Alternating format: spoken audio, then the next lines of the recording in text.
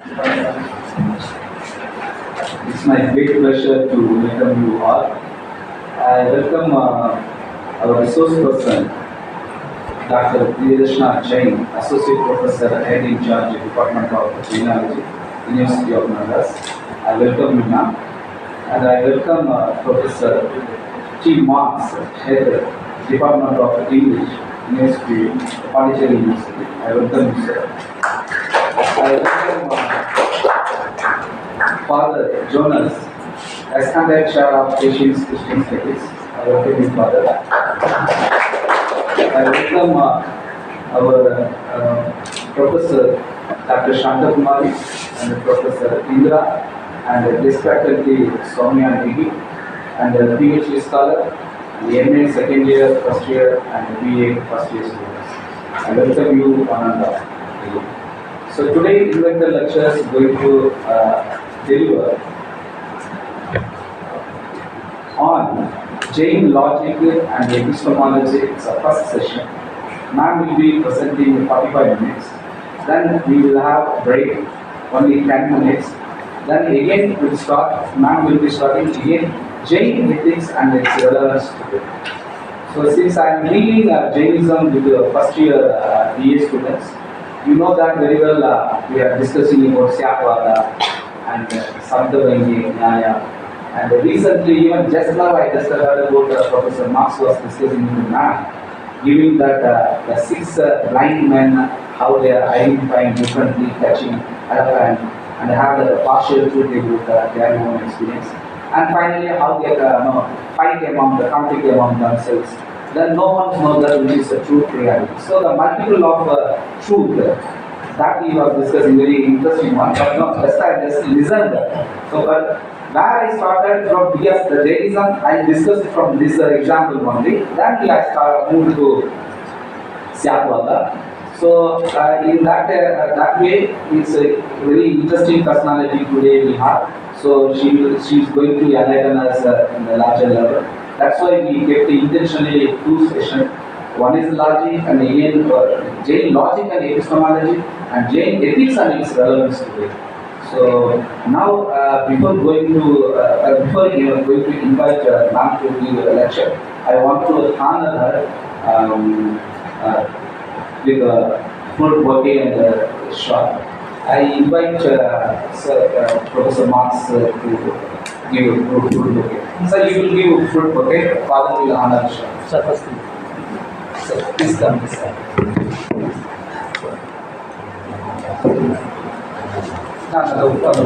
First round I cover from the bottom.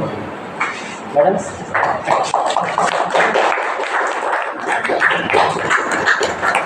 Thank you, ma'am. Now it will be honored the shawl by Jonas. And the other indexly we put Madam.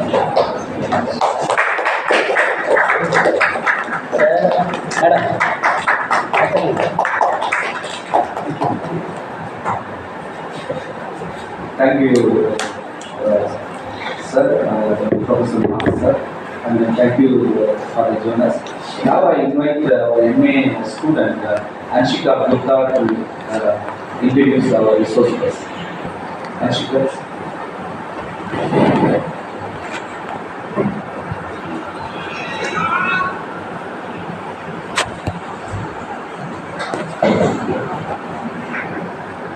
Good morning to all of you present here. It is a privilege for me to welcome you all to the seminar on Jainology and Epistemology, Jain ethics and its relevance today. First and foremost, I extend my warm and respectful welcome to our esteemed Head of the Department, Dr. Relevance, and our resource person, Dr. Priyadarshana Jain. Esteemed guest, T. Marks, HOD of Department of English. I would also like to warmly welcome our Professor Shanta Ma'am, Indira Ma'am, Father Dr. Jonas, and Soumya Ma'am. A heartfelt welcome to all the staff members, scholars, seniors, juniors, and my dear friends present here today. It is indeed an honor to introduce our esteemed speaker for today, Dr. Priyadarshana Jain, Associate Professor and Head of the Department of Jainology, University of Madras. Dr. Priyadarshana Jain is a scholar for excellence holding MA, MPhil and PhD degrees in Jainology. Her academic focus spans critical areas such as Jain mathematics, logic, ethics, Prakriti language and literature, and meditation and yoga. Dr. Priyadarshana Jain has an impressive record of 19 publications in reputed national and international journals and has actively contributed papers in numerous national and international seminars. Beyond that, she has organized and participated in over 37 workshops and seminars, a testament to her dedication to research and academia. Her areas of specialization: Jainology, metaphysics and Prakriti language and literature, perfectly aligned with today's theme. Her insightful exploration into Jainology and Epistemology highlights how Jainism contributes to pluralistic thinking and truth in philosophy.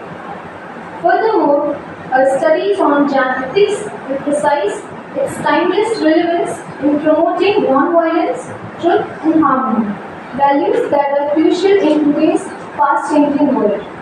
We are indeed fortunate to have her with us to enlighten us on this topic. I am certain her presentation will deepen our understanding of the intricate and profound philosophical traditions of Jainism and their applicability to modern ethical dilemmas. With great enthusiasm and respect, I now invite Dr. Priyadarshana Jain to take the stage and share her insights. Thank you.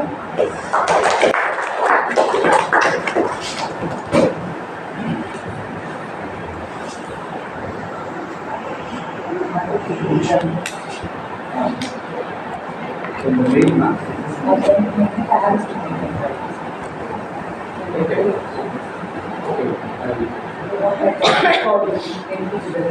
Main.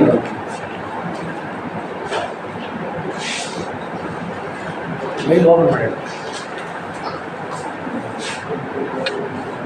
ಈ open ಮಾಡಿ wifi ಇದೆ. First of all,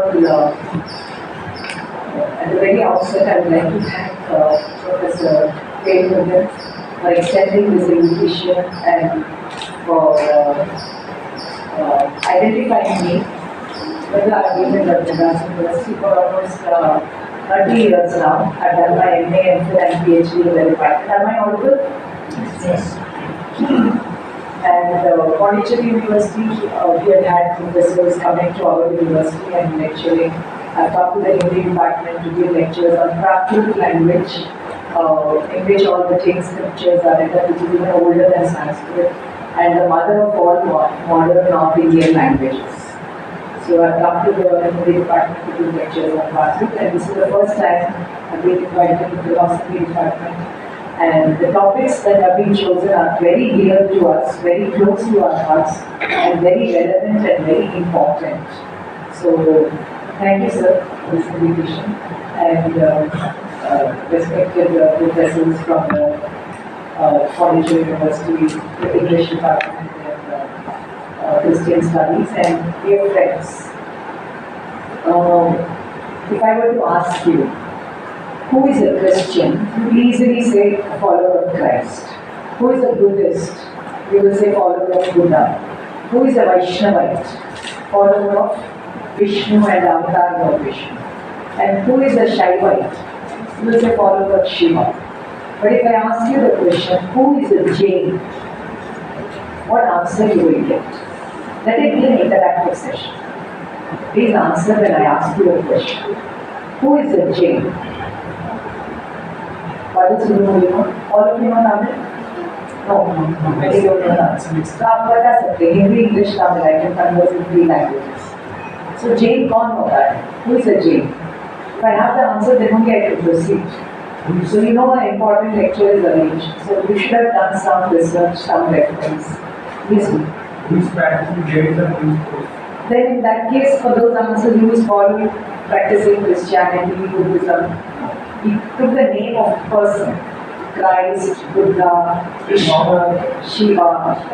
So likewise, who is a Jain? Founder is Rishabh. Founder is Rishabh. And the real founder is Mahavira.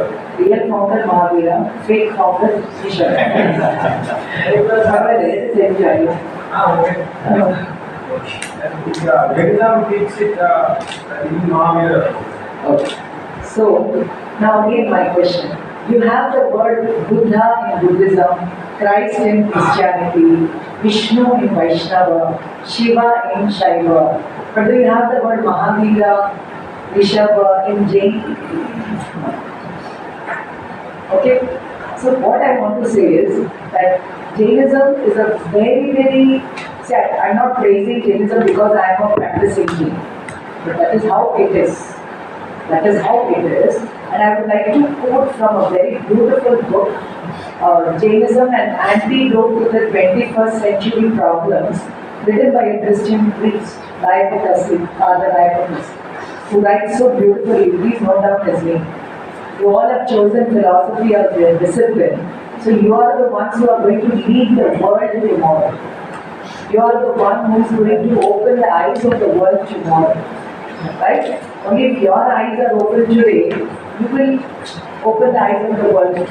Right? If there is no philosophy, humanity will not exist. And it is a very sad thing. It's a very sad thing that today without philosophy, mankind is at what state? Right? So I would like to tell you that this book, it tells us, you should get this book, okay? It says, I come to the concept of Jain and then logic and then ethics and relevance. I'm touching on I'm trying to fix the context of my lecture. So see here, he says, what are the problems that we are facing today? Climate change, we all know, global warming, we all know.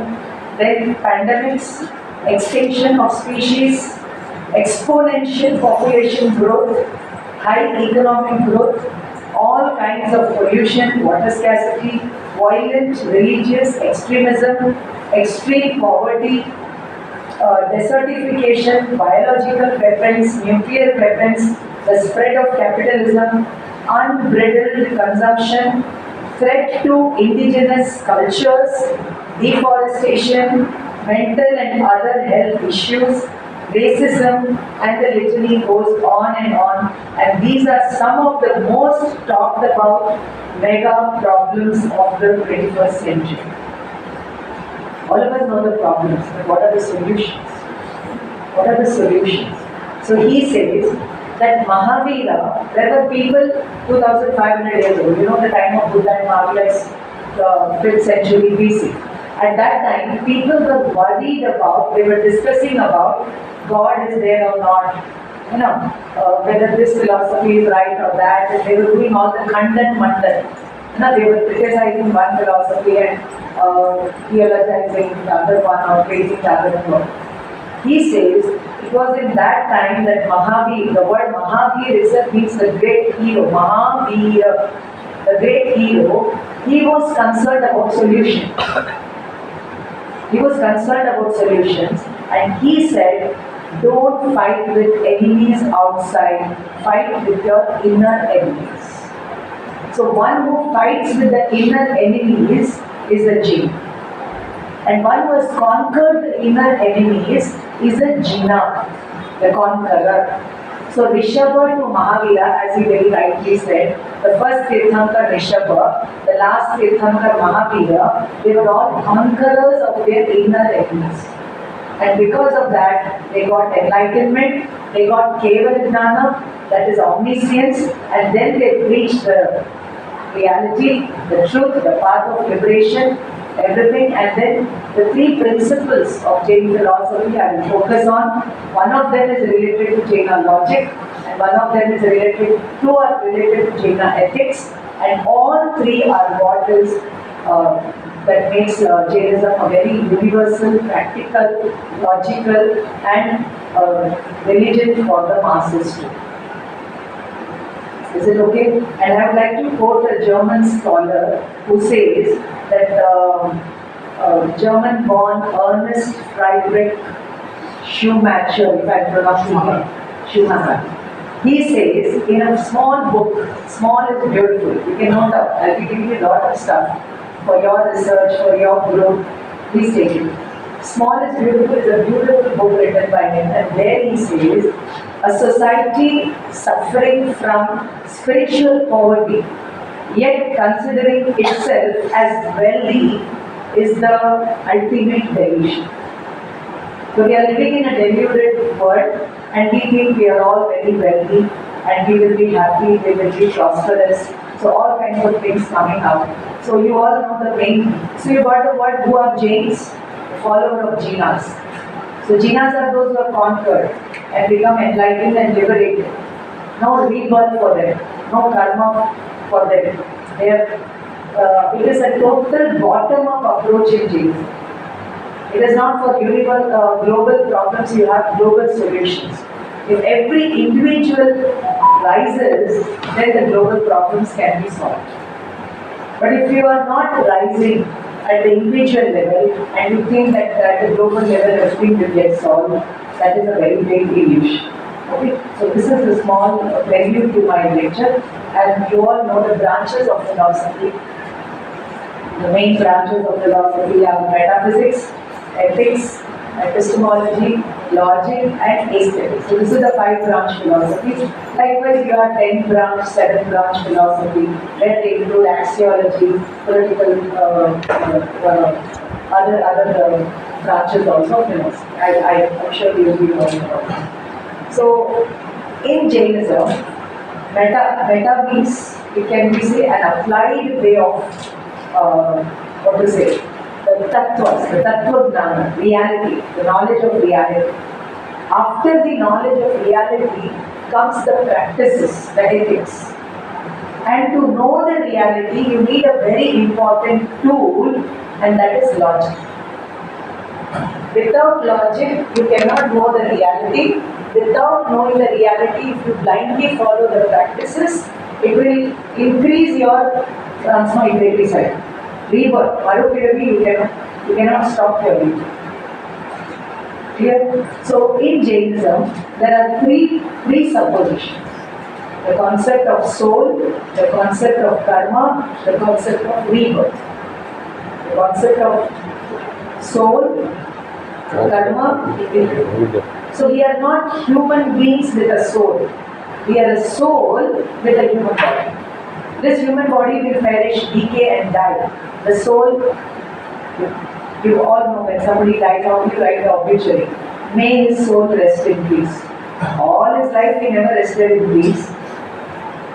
All his life the monkey mind was working, and you wish very good for him, may his soul rest in peace. So all your life you did not do your 10th standard, 12th standard, and then may you be an MBBS in heaven.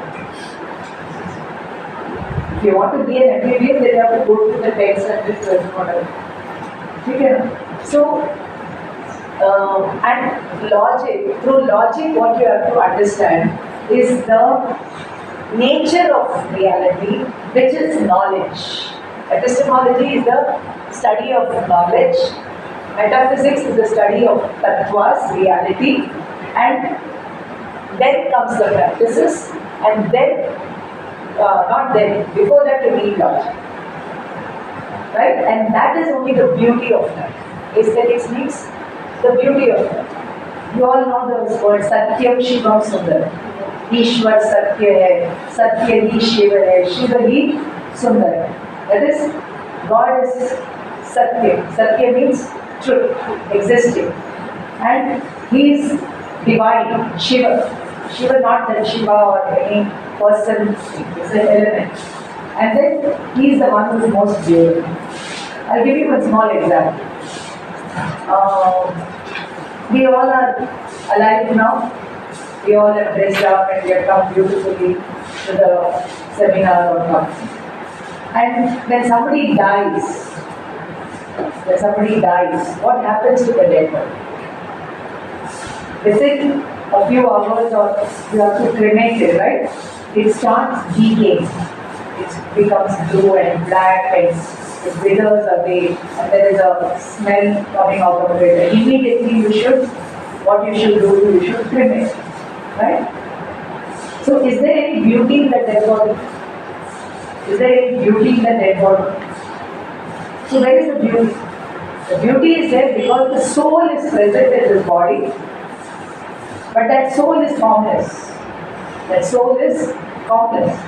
It is the source of all knowledge, all wisdom, all happiness, all bliss.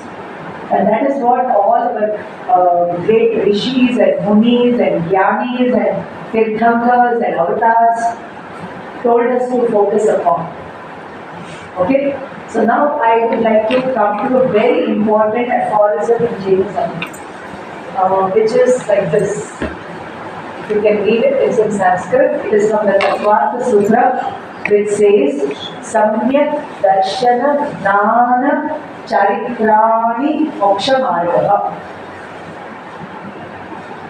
If you take Vedanta, if you take other philosophies, they will be focusing on Atharva Brahma Jigyasa.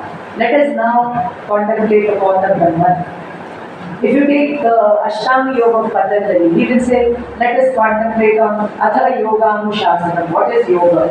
So that is how these philosophies and texts begin. At that time, Umaswati, he gave us this beautiful sutra which summarizes all the branches of philosophy. It's a summary of all the branches of Indian philosophy and Jain philosophy. So, darshana means, there are many meanings for the word darshana. It means philosophy, it means siddhanta, it means school, it means vision, seeing. If I were to say that मुझे बहुत आज खुशी आप सबके दर्शन करने, that means I'm very happy to see you all. So there darshan means seeing. So in different contexts, darshan will have different connotations. Here the meaning is belief, experience, right? Belief. And jnana means knowledge, and charitra means conduct. So darshana, jnana, charitra, this faith, knowledge and conduct is there in all living beings, not just human beings. Even in a tree, the tree knows that it has to take the carbon dioxide and leave the oxygen. It has the knowledge. Even though that knowledge is at the intuitive level. Not intuitive level, it is at the, natural, subconscious level, it works like this. Now I'll take a little evolved creature, the ant. And when it comes near sugar or salt, sugar crystal or a salt crystal, does it know the difference between sugar and salt?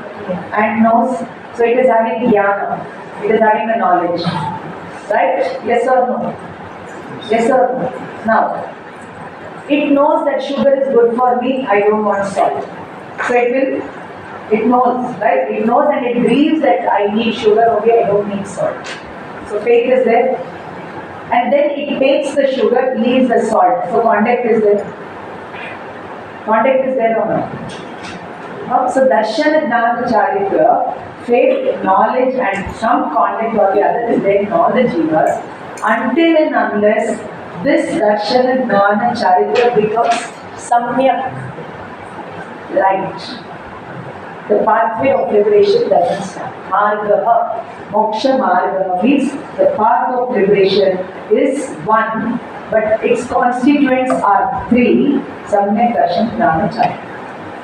And then the text, if you take the text, just a few aphorisms over there. What is samyak darshan? He says, Tattvartha Shraddhanam Samyak Darshan. To have faith in the tattvas is Samyak Darshan. Samyak Darshan means in English, self-realization.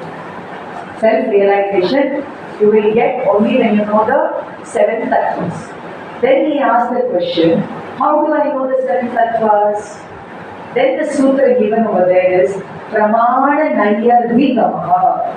Through Praman and through Naya, here we have the words Pramana and Naya, you get the knowledge of the tattvas, and by the knowledge of the tattvas, you get the self-realization. By getting the self-realization, you come on the path of moksha, and when you come on the path of moksha, you move towards liberation. So without the Praman and Naya, so these are the tools of Jaina logic. So Jaina logic includes Pramana, Naya, 11 tools. So you have to have a workshop, you have to understand all the 11 tools of logic. Very few only I will be touching on in today's lecture. So Pramana means what? Valid knowledge. So knowledge is of 5 types. Actually knowledge is one only, but because of the karma, we say it is 5 types. The knowledge that we have through our senses and mind is called the sensory knowledge, sensory perception, and then scriptural knowledge or the decisive knowledge. The ant knows the difference between sugar and salt, and it decides to take the sugar and leave the salt. So whenever the sense object contact happens, that is called mati gnana. Okay, and then the decision is taken based on the mati gnana is called shuddha gnana. Shuddha gnana also means scriptural knowledge or the knowledge that you get by hearing. But these lower creatures, they don't have the scriptural knowledge, right? They don't have even ears. They can't hear and listen and understand. So for them, nature provides them the intuitive knowledge. Okay, even they are consciousness, even they are living beings. So they know what is good for them and what is not good for them. So that is called as Shuddha. And only for a person with Samyak Darshana, with right understanding, that Shuddha Gnana will lead to Kevala Gnana, omniscience. If that Shuddha Gnana is not there, right knowledge is not there, we are away from the kingdom of God that is within. The kingdom of God that is within. So for God in Tamil, what is the word? Kadavul. What is the meaning? Ulliye kadani, veliye varadu. Ulliye kadadhu adha kadavul. So you ulliye kadanu. Kadavul. Another 2 meanings, transcendent and immanent. Immanent, yes. He is there, always He is there with you. You are God.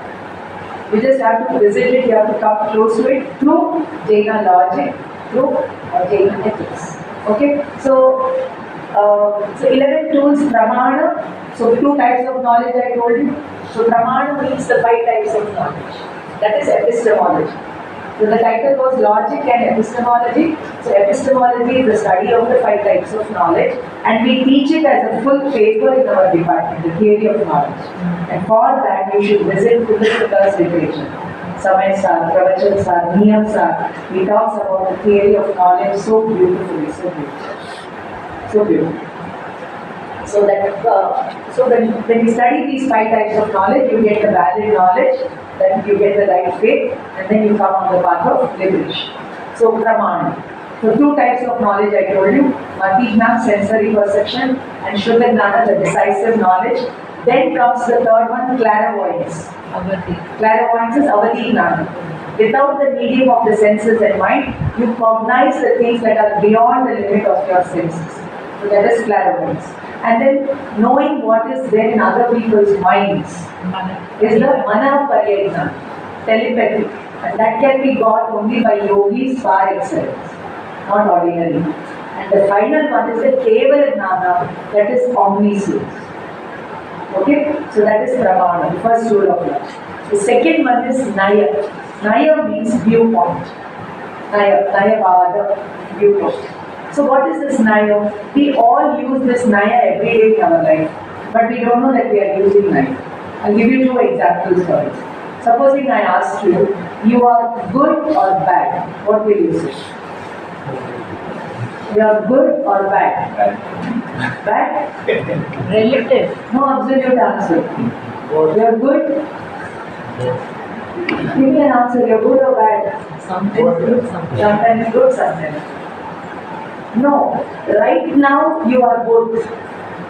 Right, not sometimes morning 6 o'clock I am good, evening 6 o'clock I am bad. Right now you are good and bad. Anybody can prove it? Logic, no, apply logic. Cats speak.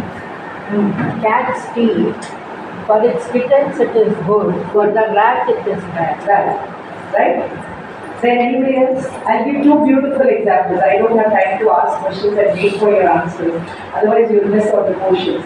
See here, with respect to a terrorist, we all are very good. We don't have the criminal mind to kill people in the name of religion or whatever it is, right? We all are good. How many of you say good? Put your hands up. We all are good or not? So all of you say, yes, I'm good. Yeah. Yes, I'm good. Okay. With respect to a saint, we are not so good. Right? So now I ask you, you're young or old? With respect to your older brother, you are young. With respect to your younger old viewpoint, yeah, you're older than your younger sibling, right? So this viewpoint, no, with respect to this and this, with respect to that and this. Okay, so this is Naya means viewpoints. How many people are there? How many thoughts are there? That many viewpoints are there. So not necessary that your viewpoint should match with mine. You may have a different theory, you may have a different idea. It's okay. Let us celebrate the variety. Let not kill people in the name of different ideologies. The Shias and Sunnis fighting, the Catholics and Protestants fighting, the Digambaras and Shwetambaras fighting, the Hindus and Muslims fighting. In spite of all the technological and scientific development today, humanity is at loss. And the solution lies in philosophy, and that too the philosophy with the right way of practice. Knowledge. I'll give another example for knowledge. How a child, small child, applies the knowledge. If the child is very small, let us say 5-year-old or something, and the mother is teaching the child, and the child is very naughty, he is not studying, and the mother is very politely telling him, very nicely telling him, very effectively telling him, but he is not listening. So the mother tells, study, otherwise I'll break your tooth. I'll break your tooth. I'll chop something, in your language you construct it. Now the child will get angry and run to the police station. Mother is going to chop my teeth and cut my tongue तोड़ देगी, मेरा पाँव तोड़ देगी. पढ़ने नहीं तो तेरी टांग तोड़ दूंगी, माँ बोलती है. बच्चा डरता है क्या? डरता है क्या? He is applying Nayavad. Oh, my mother is telling, but she doesn't mean it. She doesn't mean it. I am a child, she is my mother, she wants me to study, and immediately he is not studying. He is applying the Naya viewpoint. My mother is saying something, but she means something else. So that is the Naya. So how many Nayas are there? Two primary Nayas. Nishchaya Naya and Vyavahara Naya. For example, a gold bangle. Is gold or bangle? Both. Is gold or bangle? Both. Both. So you are God or not? Jainism will say, yes, you are God and you are God in the making. So when you look at the gold, it is gold. When you look at the design, it is a bangle. When you go to the market to buy the gold bangle, what you will see? The design. And when you go to sell it, you tell the shopkeeper, oh, it's a lovely design, give me the value, the same value for which I bought it. We give you what you will see? Purity. You will see the gold. You will see the value of the gold, not the design. So again, Naya is there or not? When you go from your house to the market, you say, I'm going to the market. I'm going to the market. When you go to the market, will you say, I'm going to the market? When you're in the market, you will have to say, I'm going to the steel market or the cloth market. Now you're in the cloth department of the store. Will you tell him, show me cloth? What you will tell him? Show me a trouser, show me a jeans. So every time your answer is changing on. So you're applying the Naya. So when you look at the, now I'm asking you whether that gold bangle is eternal or non-eternal.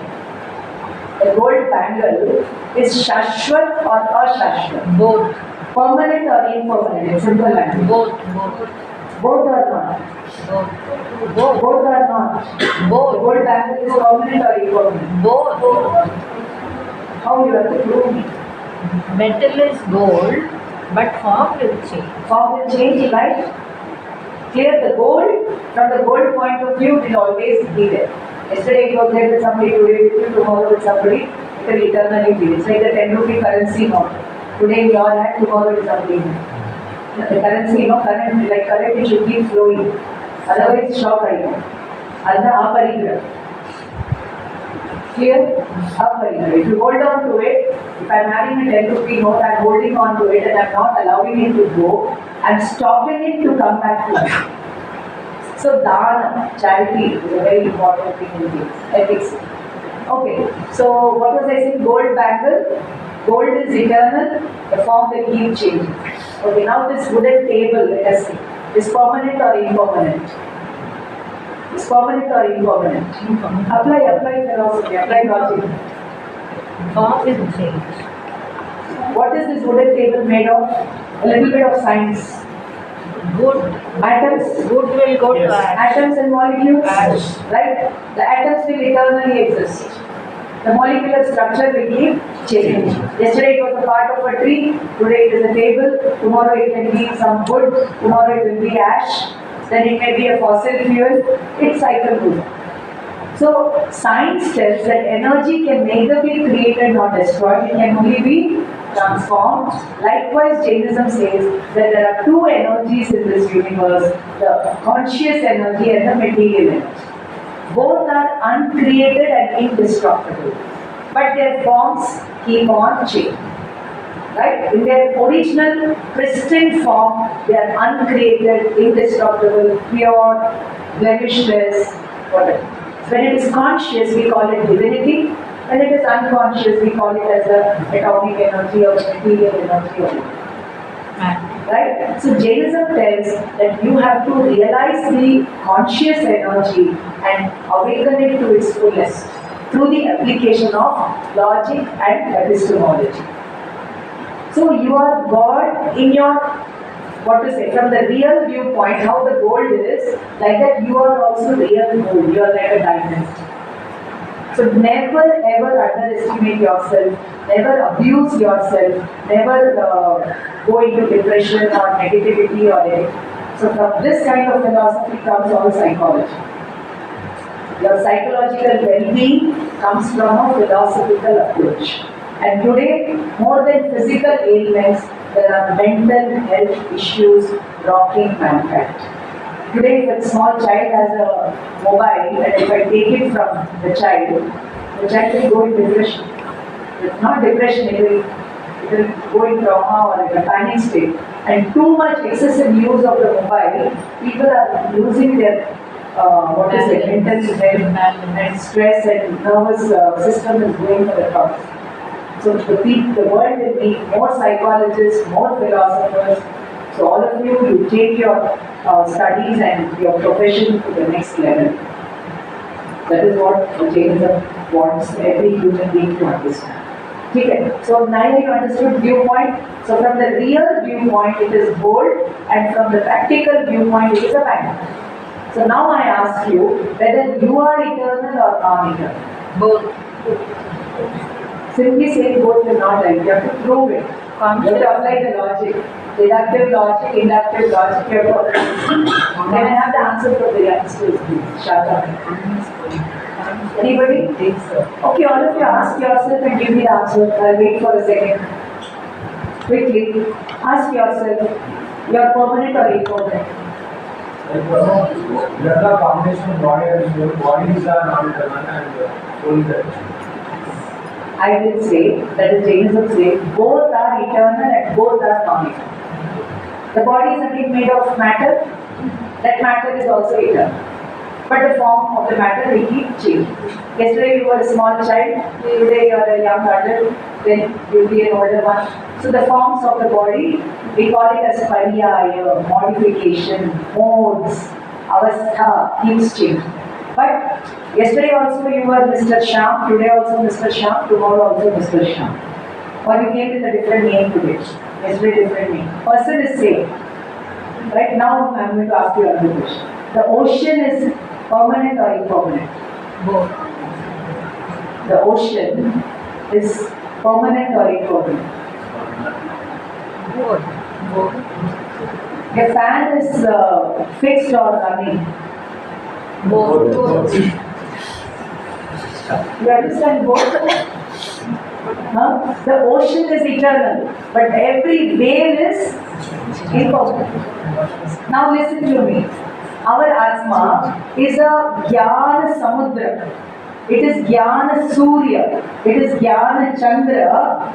But the modification, the Paryay keeps changing. 1 minute before you were having the knowledge of another slide, now this slide, then another slide. So it is change amidst permanence and permanence amidst change. So it's a complex reality. So you have to apply it. So it's a complex reality, multi-dimensional reality. You have to look at it from different viewpoints. Now this reality, now take this word anekanta.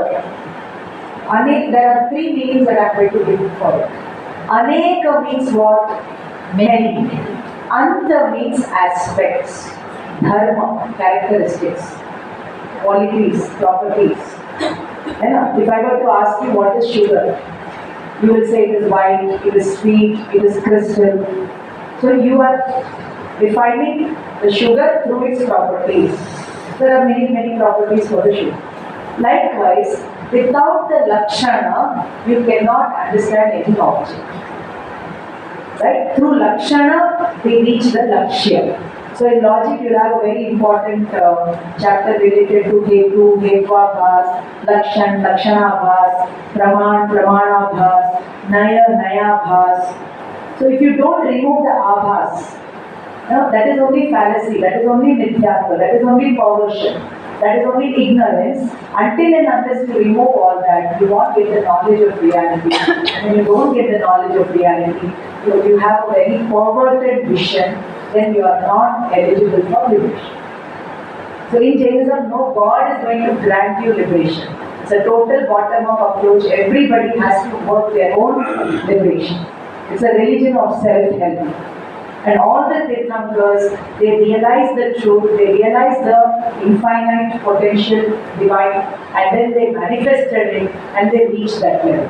And until and unless we reach that level, our soul will continue to transmit. Okay, now very important thing, Anekantavada. So I told you Aneka Anta. Aneka means many, Anta means characteristics. So understanding the reality through the many characteristics that are inbuilt in it. Okay, so whether it is soul or whether it is atom, there are infinite properties and we have to discover them through the applied philosophy. So Jainism is all applied philosophy.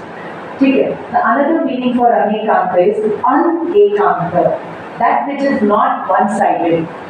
If I were to ask somebody, you are a father or a son? Both. He's both. Again, from the son's point of view is the father, and from the father's point of view is. So you already know anekanta. You are already applying it, but you don't know that that is his anekanta. Right? So the 3 basic principles that Bhagavan Mahavir gave was ahimsa, anekanta, and aparika. So before studying Jainism, I used to think that ahimsa is important. Ahimsa paramo dharma. Right? Ahimsa is the supreme religion. Do you know where it is written? Ahimsa paramo dharma in the sutra, where it is written? Anybody? Read the original texts. You are studying about the Priyadarshana, no? Read the original text. Read the language of the original text. Sanskrit, Prakrit, Apogramsha, all these languages, if you read them, you will be better placed. How many of you take my suggestion? I just not gave a suggestion. You are taking? Language is lacking. Sanskrit. So language skills, grammar skills, nyaya skills are all very important for students of philosophy. So what did I ask? Ahimsa paramo dharma. Ahimsa is the supreme religion. You should not kill anybody. But you know what Jainism says? Don't take it otherwise. Apply it correctly. If a person is killing thousands of people on the battlefield, he is taking to all kinds of addictions, right? He is taking to all kinds of addictions. He is killing people. That is only 1% of ahimsa. It is only equal to 1% of himsa. What is that 99% of himsa, you know? Not knowing the reality. Not knowing the self is 99% of himsa. Greater himsa. If you kill others, you will only go to hell. Only few births will gets spoiled. But if you don't know the self, the reality, he will go back to the micro level. He go over it. Micro level. We'll be born as microorganisms. And then when we will come again to a macro form and we'll get a mind, we'll get senses, and we'll get an opportunity to understand philosophy, apply that philosophy, get the reality, come on the path of liberation is a long, long road. Snake and ladder. Yes, snake and ladder. The snakes are there to bite you, the ladder is also there for you to take you. What you choose. So your philosophy is nothing but love for wisdom, love for that supreme wisdom. And in Sanskrit, very beautifully it is told, Sa Vidya Ya Vimuktaye. That means true knowledge is that which liberates. And Ahimsa Paramo Dharma is written in the Mahabharata. Shanti Paramo. You understand? Okay, so Anekanta, you understood? Anekanta. So I thought that Ahimsa is very important. But after reading very deeply Jain philosophy and all this Jaina logic and tools of Jaina logic, I come to understand that Anekanta is more important. When you apply that Anekanta, only then you will know yourself, only then you will go beyond Raga Dvesha and come on the path of liberation. So that is Ahimsa towards yourself. And as my soul is, so is every jiva. And then I practice non-violence towards them. You understood? Again I will repeat, Ahimsa is not just compassion towards other living beings, it also includes enlightenment for oneself.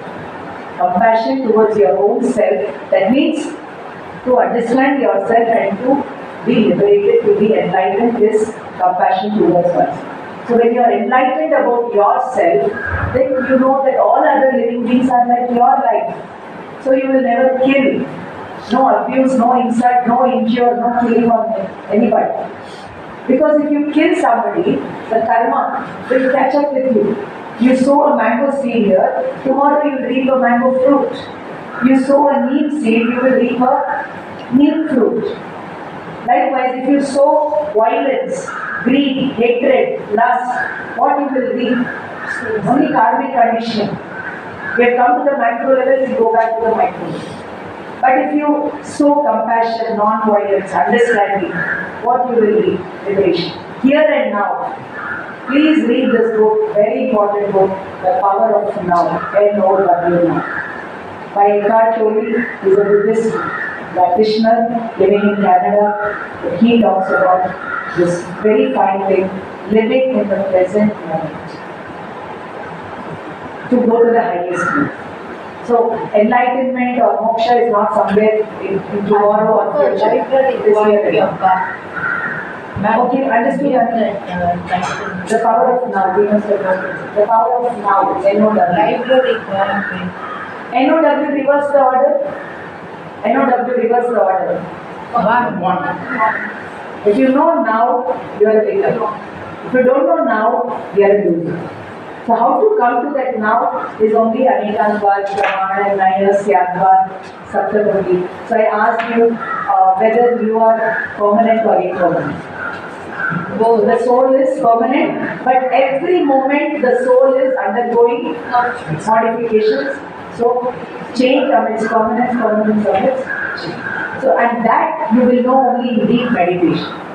Now coming to the next one, Syadvad. Syad means relatively. Syad means relatively. This word Syad was misunderstood by Shankaracharya as Shayadvad. You know what is Shayad? Supposing I ask you, somebody, your father or a son, you will say relatively I am a father, relatively I am a son. So that word relatively is Syad. But if you say Shayad I am father, Shayad I am son. Shayad means maybe I am father, maybe I am son. So most of the philosophy books, they will translate Syadvad as maybe, perhaps, somehow. Total wrong translation. You should put it as relatively. Understood? I'll give you one example. The first Jew our Western philosopher, J.E.W. Jew, Socrates, he said, reason is everything. Right? Socrates said, reason is everything. Then came our next Jew, Christ. He said, love is everything. Love is everything. Then came the third Jew, Karl Marx. He said, food is everything. Right? Supposing you all have not had your breakfast, you are all hungry. Chewing for the pavement. And I talk about philosophy, high things. Anything will go in your mind. That's why in Hindi literature, very beautifully somebody said, "Bhuke pet bhajan na hoye gopala, ye lo apni kandhi, ye lo apni mali." Hunger is there. Nobody will take interest in philosophy. And that's why you have the Maslow's law, basic needs, they are satisfied. Then your psychological needs, your security needs. Then you go to self-actualization. That cannot happen without the basic needs and philosophy. So third Jew, Karl Marx, he said food. That is how came socialism and all. Then came the fourth Jew, Sigmund Freud. He said passion is everything. Right? Passion. You have to have that, that libido, that passion, that energy to do things. Otherwise, nothing. Then came the fifth Jew, Albert Einstein, and he said everything is relative. No absolute value for reason or love so when you are having your stomach full, you will go for your passion or your love or your reason. So relatively.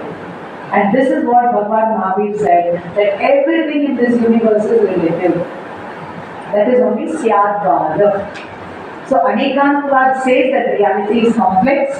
Nayavad says you have to look at it from different viewpoints and relatively Syadvad and Saptabhangi, 7 ways you can talk about. You are existing. Okay, for example, a thing is. Supposing when I say red color, so red color is red color. Syad Asti, red color. At the same time, it is obvious that it is not black color, blue color, green color. Yes or no? Yes. When I say this is my house, it applies that all the other houses are not my house. So Syad Asti means I am this and I am not that. This everybody knows. Even a child can know that Ghata Asti Pata Nasti. A pot is a pot, it is not a clock. This is the example you find in the logic books. So was Mahavir sitting at the highest pedestal and telling us that pot is a pot and the clock is a clock? I would like to use the drawing board if I have a pen. Then I have a marker pen. I can use here. Third. Yeah, when I use it. If you take Jain iconography, how do you find all the images of Tirthankaras? Can anybody tell me? All Tirthankar images, if you read a little bit about Jain art, architecture, iconography, closed eyes, legs crossed, hands on the hand, Padmasana, right? That is the posture. So when we sit also, we sit in that form. No? So I will just draw that.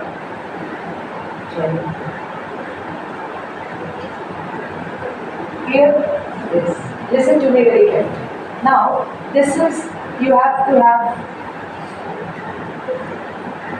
4 layers.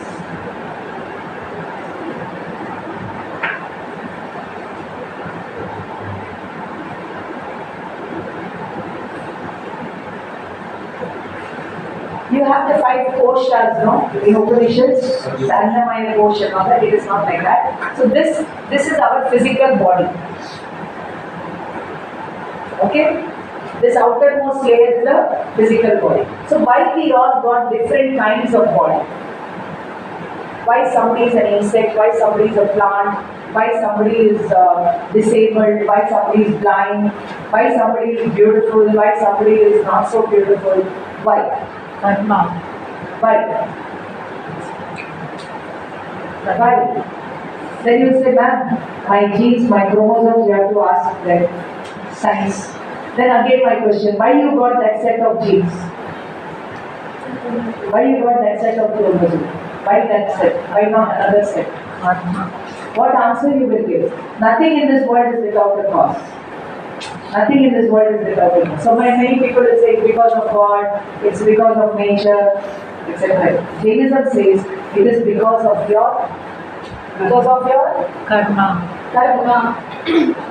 Just yesterday I was listening to one podcast, a Chinese lady, and she was interviewed and she was asked that most of the Chinese are atheists, right? They don't believe in any God. She said that is what the social media says. But we are believing in ourselves. We believe in karma. And we are made to believe that we have to work hard if we really love ourselves. Is that not a great thing? So they believe in something, right? There's no man without a belief. There's no creature without a belief system. The belief system may be evolutionary one or that which may take you down, that is a different thing. So no man is without a philosophy. If you talk to a rickshaw puller also, he'll have a philosophy. If you talk to a bus driver, he'll have some philosophy. They say that 50 years ago in India, if you talk to a rickshaw man also now, he will say, madam, rebirth is there, karma is there, soul is there. Now, because of excessive materialism and Western culture, we have thrown all this out of our life, and the Westerners are discovering this. Okay, they are throwing the pizza, burger, and Pepsi Cola, and our people are taking it. So work on our Indian population. And here the Indians are going there and they adopting the Western culture. They know the limitation of the Western culture, and they are learning, discovering the East. Right? So you people have a great future, great responsibility, provided you know the power of application of philosophy. Clear? So this is the karma. The karma is a very fine body, and it cannot be seen by our eyes, but it is a Karana Sharira. So why you got that karma? Because of the passions, your emotions, anger, conceit, deceit, greed, attachment, hatred, ignorance, perversion. This is the third layer, and we call it as Bhava Karma. Bhava Karma. So as you have the emotions and all this, the karma will come and stick to you. The karma will come and stick to you. Clear? And the fourth one is the pure soul. The pure, the consciousness, Chaitanya, call it by any name, the soul, spirit. In Sufism it is called as Ruha. In Tamil it is called Veer. In Jainism it is called as Jiva. Universally it is called as Atma. Atman. Call it by any name. You are that. You are not all this. You are not all this. If you are not all this, then why you are in the body? Why you got the karmas? The karmas are with you. They are not in you. They are with you. So now apply the Sapta Bhangi over here. Sir, you have to apply the Sapta Bhangi. That Syad Asti. This is Asti. There is total Nasti of this in me. Understood? Syad Asti means thou art that. Upanishadic call. Thou art that. Tattvam Asi. Appa so Paramatma. Atma is Paramatma. Right? Or the kingdom of God. Whatever name you want, it is there. This is Asti. And all this don't exist in this. They exist with this. So this is the gutter, this is the putter. So pot is not a cloth is not a pot. That even a child knows. But you have to apply that over here. Atma is different from karma. Karma is different from Atma. They are in association since time immemorial. So when you meditate, you have to meditate on this pure soul to manifest it to the highest level called Siddha. In Tamil you have the Siddhargal. right? It is our appa, karma. So I am this, I am not all this. When you want to meditate and realize.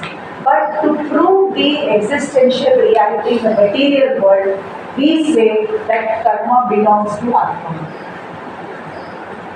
And what actually this is? It is avaktavya. Avaktavya means inexpressible.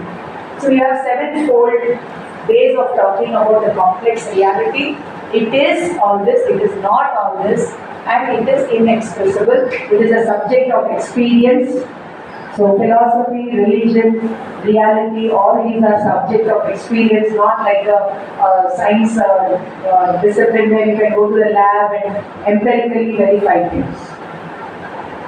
Clear? Understood Saptagami, Syadvad, Anekantvad, all this can be applied for the path of liberation, and in every form of life you can apply. So this is about the Jainology. So we do this one quick, and then we start doing something. So that is continuing with this slide. So Samyak Darshana Gnana Charitra means darshan of this, knowledge of this, experience of this is the path of liberation. So don't worry if karmas are there. They can be eliminated through the power of self-realization. That is the purpose of Jainology. Clear? I can continue the slides. Is this picture clear here? Can I ask my friend to see the slide? Are you recording for lecture? Yeah, the record is going on.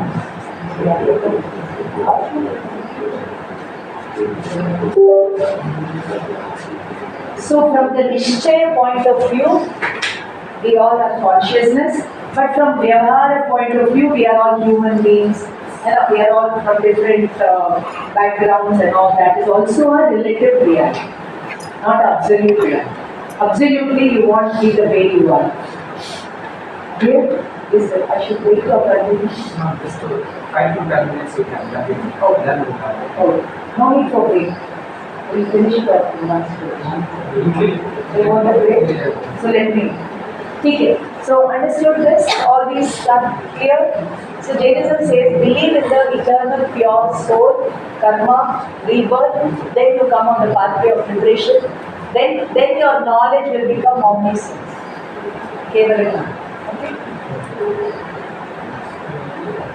Now, the three principles I told you, ahimsa, in English we translate it as non-violence, and anekantavada is non-absolutism, and aparigraha is got two meanings, non-possession and non-attachment. You may possess something, but yet have non-attachment. You may have non-attachment, and you may possess many things. Either way it goes. You may possess, yet be not aparigraha. You may not possess, yet you may have lot of parigraha. I'll give you an example for that. So now with this I'm starting my, the topic on Jain ethics, right? Which is nothing but applied Jain logic and applied Jain metaphysics. Clear? So in metaphysics, we talk about the 7 realms, the 7 tattvas. Does anybody know the name of the 7 tattvas? We have studied a little bit of Jain philosophy. So that is very, very important. Yes, somebody said 2 things. Oh, you're the Aspikaya, Anaspikaya. Okay, what are the 4 noble truths of Buddhism? See, I don't want to sound like taking a class, okay? It's a lecture, so let me say. Dukkha, Dukkha, Samadaya, Dukkha, Nirodha, Nirodha, Maya. You know the 4 noble truths of Buddhism?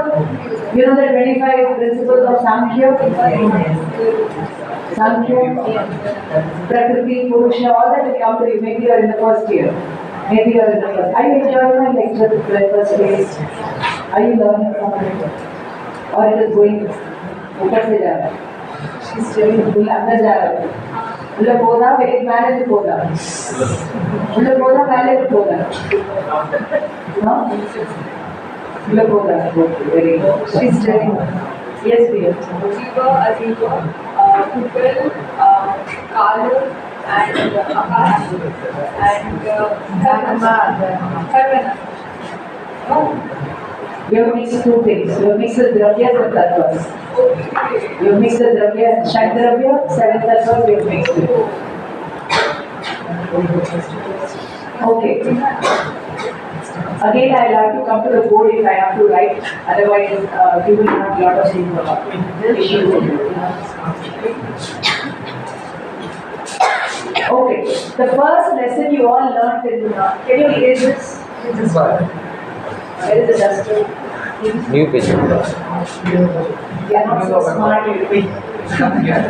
Sir, I get food yes, sir. That's It's okay, it's very good. The first lesson you learned in school, science subject. First lesson, school is science data. What do they teach? If you don't give the answer, my lecture won't come.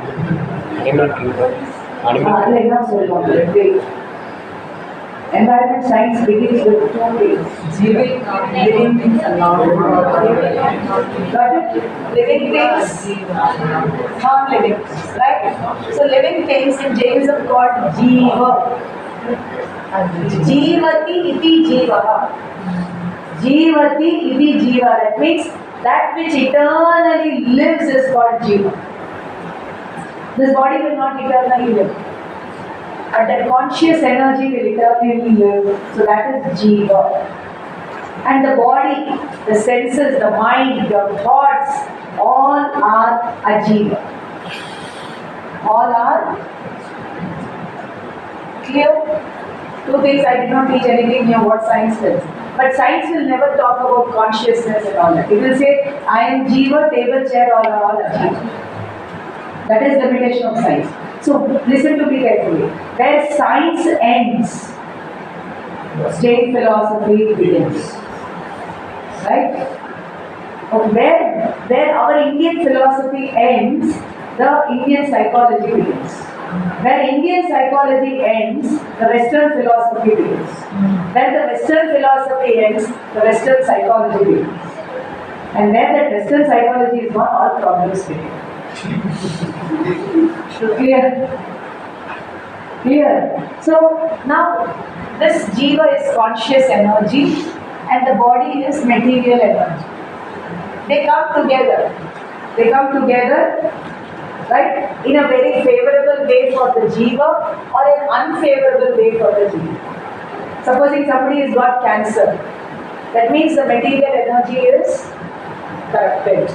So the Jiva is unhappy. Are you able to follow? Now why did somebody get cancer? Cancer is not the cause of suffering. 2 people may have cancer. One is a person who is enlightened and one is not enlightened. One is enlightened, one is not enlightened. A person is living in the hut with all the problems, yet he can be very positive. And a person is surrounded by all material glory and pleasure, yet he may be unhappy. So don't think all Tata, Birla, Ambani are happy people. Happiness is not in things outside, it is a state of the mind. It is a state of your perception. Contentment. Right? How you look at things. Clear? So Jiva, Ajiva, material energy, conscious energy. How they come together. I'll give you an example for this. Supposing there is a pond or a tank or some tank, and through 20 inlets, 40 inlets, 10 inlets, dirty water is coming into the pond or the tank. Somebody gives you the task of cleaning the pond. What you will do? First what you will do and second what you will do. Eliminate the impurities. I'll take one mug and start removing all the dirty water. Tank will be clean. First you have to block the inlets. That is what you will do now. So block the inlets and then remove the water and then the tank becomes clean. Right? So without stopping the inlet, you keep on removing, it will never be clean. Another example I will give you. In a mental hospital, we don't know whether the person, the so-called person mental is cured or not. In nobody's head it is written, no, I am mental, I am alright. So through some lakshana, through some symptoms, you will understand that person is fine or not. So some inspectors went to the mental hospital to check whether everything is there right now. So they asked the doctors over there, how do you know that some mental is cured or not? So the doctor said, we do a small experiment. We take one big tub of water and we put it under the running tap and we tell this patient about whom we don't know whether he's cured or not. We tell him to empty it. If he's cured, what we will do? Stop the tap first. We'll stop the tap. It's a running tap. And the tap water is flowing. He will stop, he'll close the tap and then he'll empty the tub. Then doctors will say he's alright, tata bye bye, you can go. If he's not alright, what he will do? He'll keep removing and water will keep coming. Right? Now listen to me. Jainism says that this world is a mental hospital. We are only that mental. We are also, for us also, karma is coming and one side karma is going. So no liberation. Remain in samsara. So if you want liberation, first close the tap of the inflow of karma. That is samvara, stoppage of karma. And then what karma has already got associated with you, remove it through fasting, austerities, deep meditation, everything, then all the karmas will leave you. Then that soul, tata bye bye to samsara, go to moksha. Understood? Understood now the 7 tattvas. So one is jiva, ajiva. The karma coming towards the soul, we call it as ashrava, influx of karma. Every moment, infinite karmic particles are sticking to us. To stop that only is the purpose of ethics. To stop that only is Jaina ethics. You understand what I am telling you? So you see all Indian festivals, religious festivals are very, very popular. You will have Christmas, you will have Diwali, you will have Bakri, you will have Eid or whatever it is. Can you name one Jain festival? Not popular. Not popular. Why? One Jain festival, you know. You have one Christ and one Christmas, right? How many Tirthankars the Jains have? So 24 Tirthankars to birthday, 24 Tirthankars to Enlightenment Day, 24 Tirthankars to Liberation Day. All celebrated in Jainism through fasting, through meditation, through charity, through service. For what? For karma nirjana, for removing the karmas. That's why they are not popular. They should be popular, but they are not popular. The Jains are very happy practicing Jainism and they are not interested in converting somebody. If anybody can understand, well and good. They don't understand, it is their problem. The Jain Munis, there are 15,000 Jain monks and nuns who walk barefoot, travel the length and breadth of India to tell people about these tattvas, about ahimsa, about austerity, about meditation, about liberation and all. A small example I'll give you. Where I live now in Purushottam, there were not so many hospitals and clinics and all. But now as you walk down that Purushottam High Road and Punamali High Road, what you will see, maybe the outside Chennai people may not know, but the Chennai people will be knowing. Punamali High Road is full of what?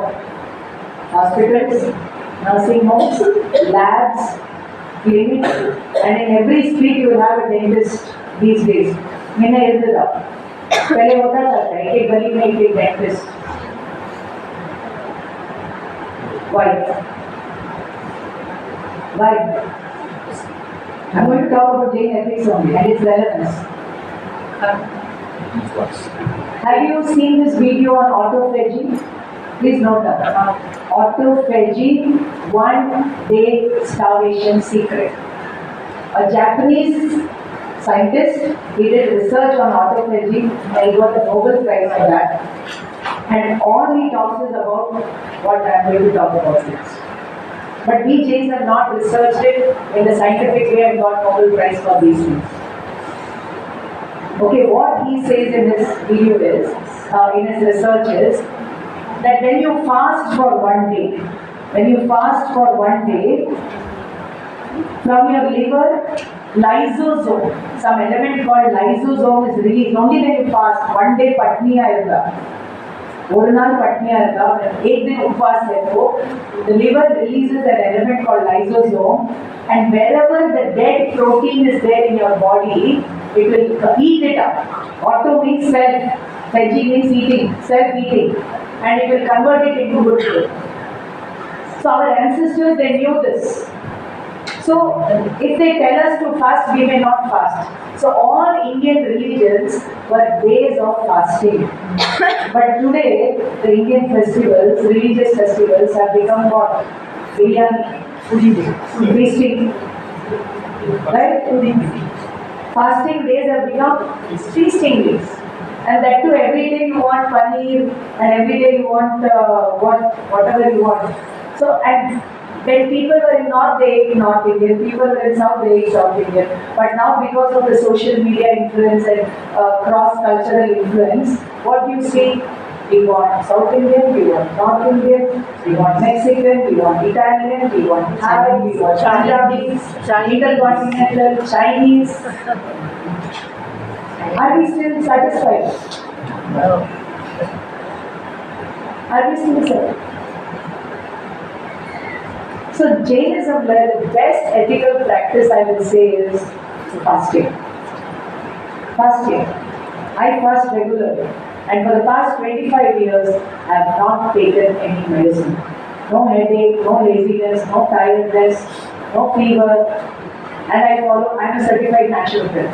I follow nature here. Live life close to nature and protect yourself from diseases. The best gift that you can give to yourself.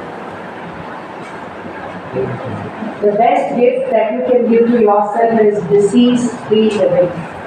And that comes through very great discipline of ethical, moral, and these practices. So we have a paper, very beautiful paper, Jain Food and Thought and Culinary Skills, that we teach at the soft skill level in our department.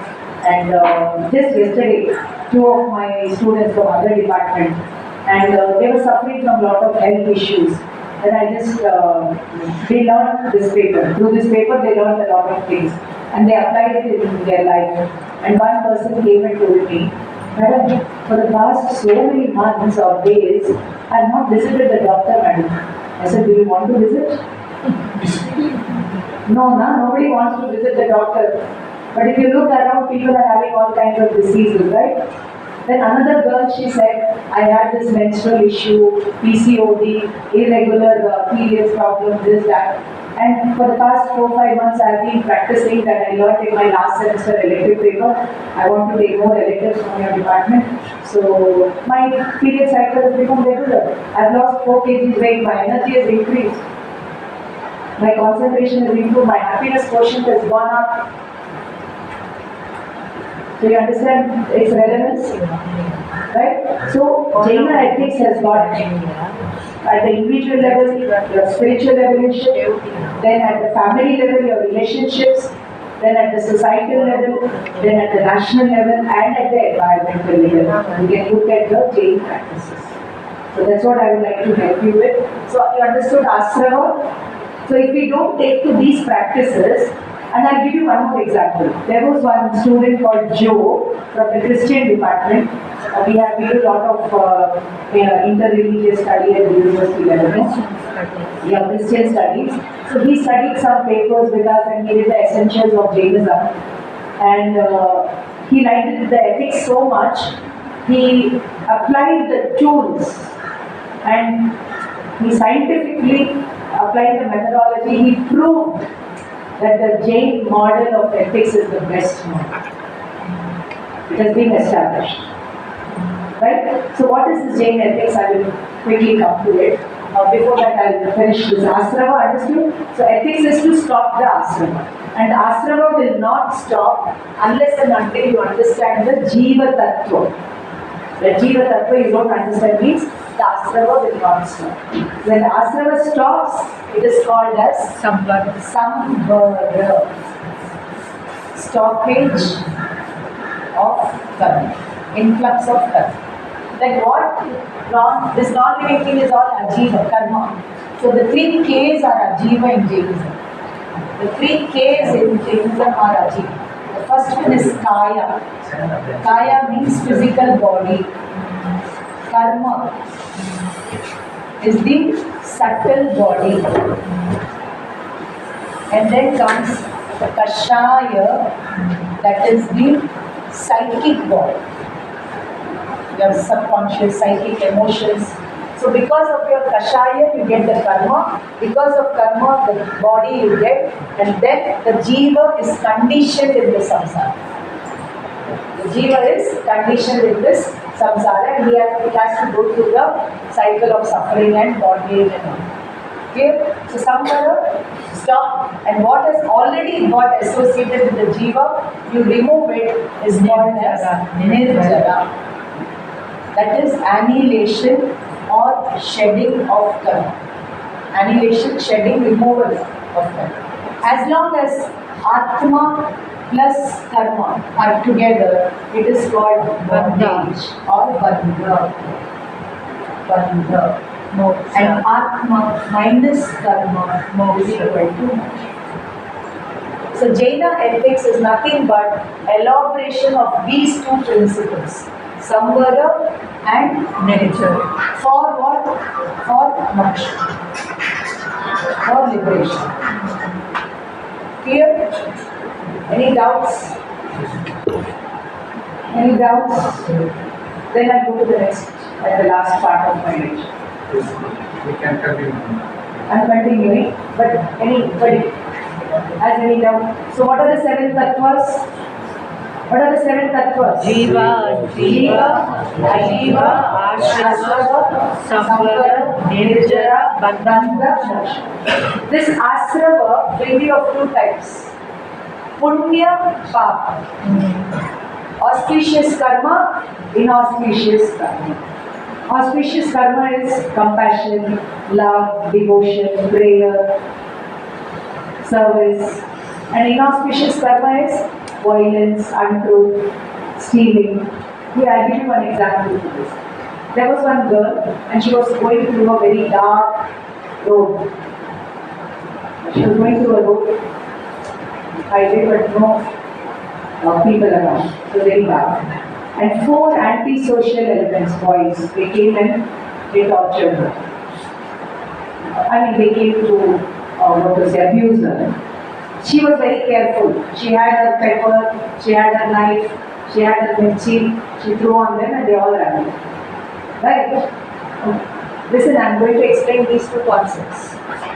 Then 4 gentlemen came in a car and they said they rescued her from those 4 rowdies or rogues, and they said, come, we'll take you to a safe place. So she trusted them and she sat in the car. And then what did they do is they gave her some pills and she fainted, and when she came to senses, she was amidst these 4 rowdies, 4 rogues. You understand what I am trying to say? Now the whole world will tell you that punya is very good. Punya means good karma is very, very good. But Jainism will say punya, papa both keep you in samsara. Yes. So the rowdies are like the papa. So we are all very careful not to do papa. But when it comes to punya, we become blindfolded. And through punya, you get lot of good things. But where do you spend it? Supposing by punya I got 1 crore rupees lottery. Where I will spend it? Bondage. I'll go for a world tour, I'll buy a car, I'll buy a luxurious home, and I'll forget the reality. So punya will ultimately bring you in the lap of papa. So the real path of moksha is beyond punya and papa, and that comes through self-realization. Okay, so can you just go back to the slides? Yeah. So the Jaina philosophy, I wanted to conclude afterwards. It is a universal thing. It is for all people, for all times, at all places, irrespective of caste, creed, religion, gender. In Jainism, there is no casteism. Women are given equal rights. Jati, manam, edune illa.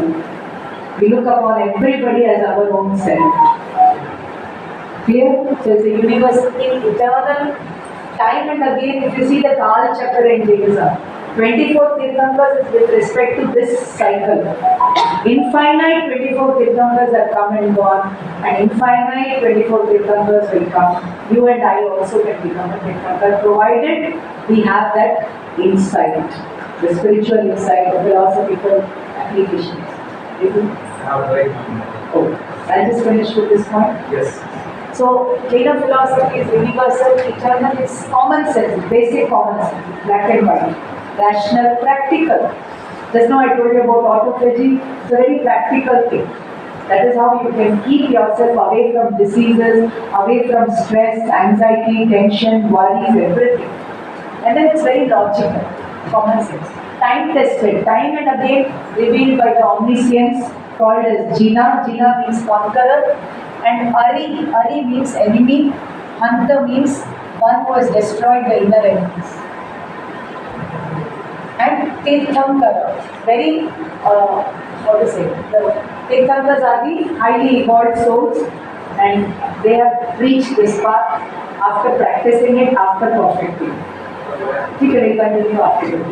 Crossing the Bhavasagara. Crossing the Bhavasagara. Yeah. Tarati sansara maha arnavam yena nimitena tat tirtham. Tirtham pravoti iti tirtham. We continue with this point.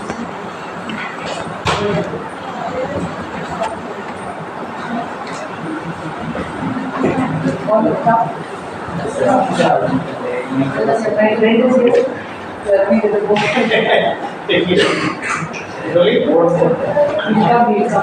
don't need it now.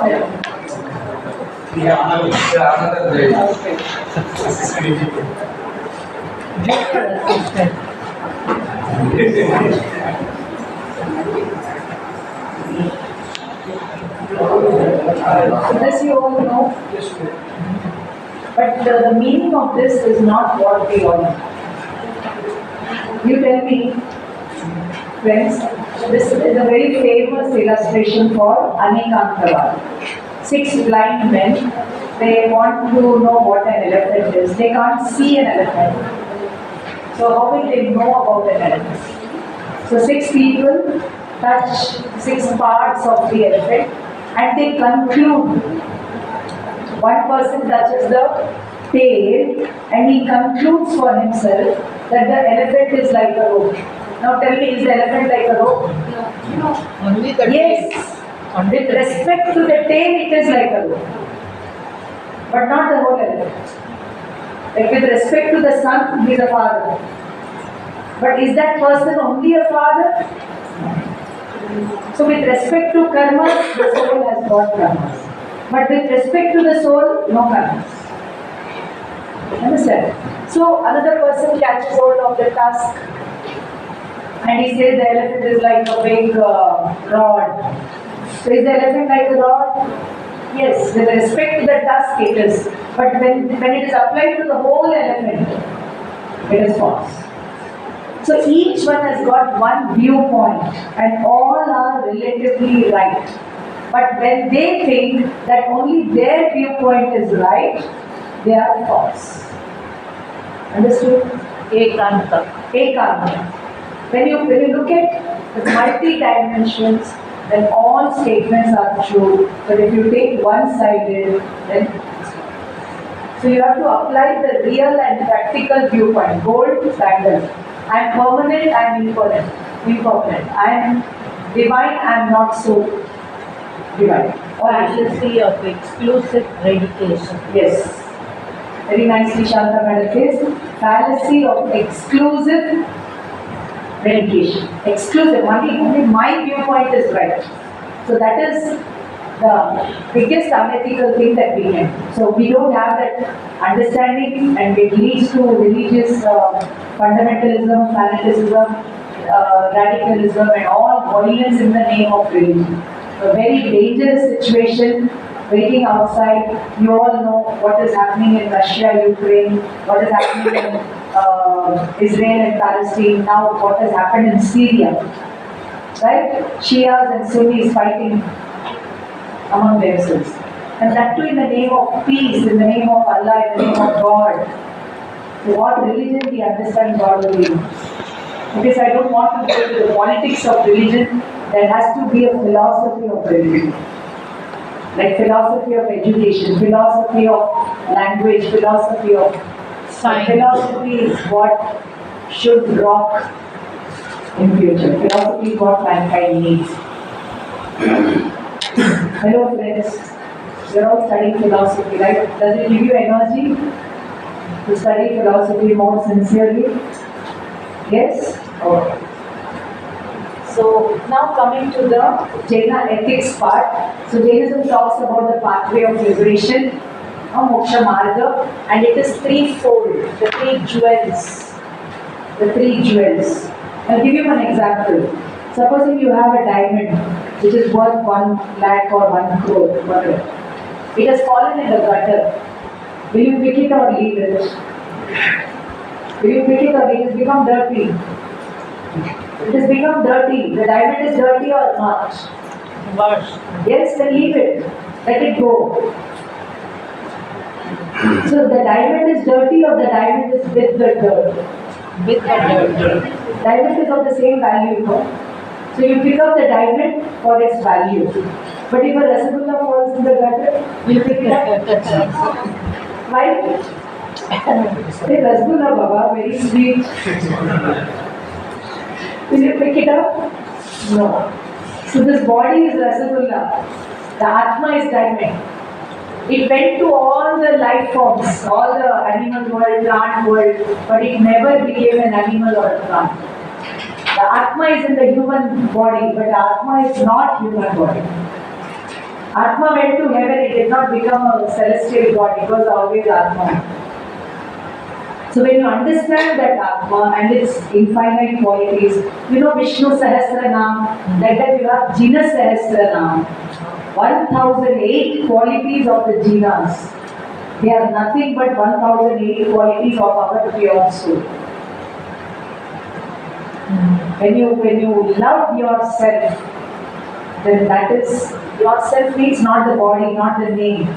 The pure self, the eternal pure self, then that is Atma Darshana, right faith.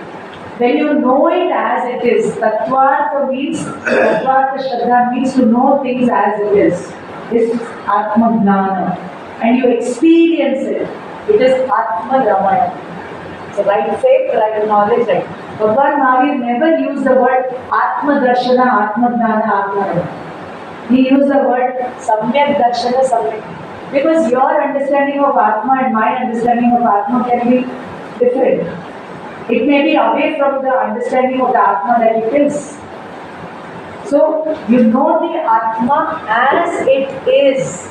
Then your faith is right, your knowledge is right, your confidence. That's why this word Atma Darshan I have given. Jainism gives only these three. Only to explain Atma.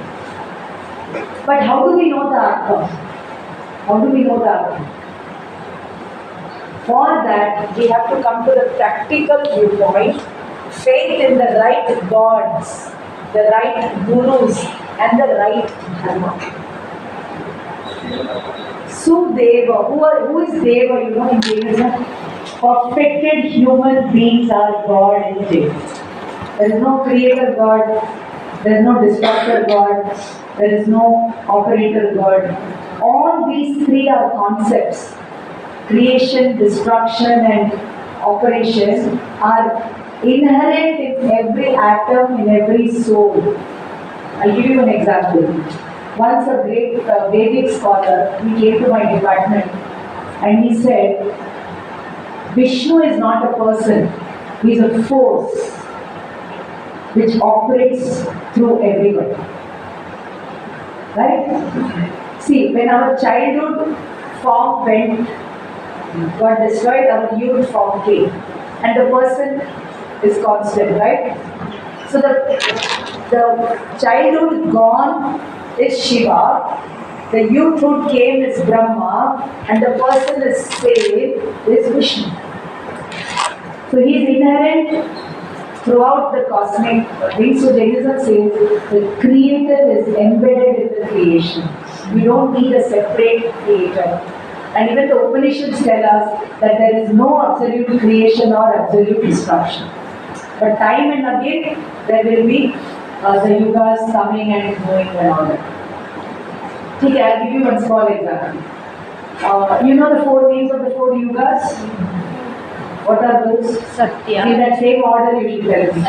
Satyug, Treta, Treta, Dwapara, Dwapar, Kali. In Satyug came Harishchandra. We all know the story of Raja Harishchandra. Who were his enemies who came to test him? They came from the other world. They came from the other world to test him. Then in Treta came the Ramayana. Rama. Who were his enemies? Neighboring countries. Then came the Dwapar Yuga, Krishna.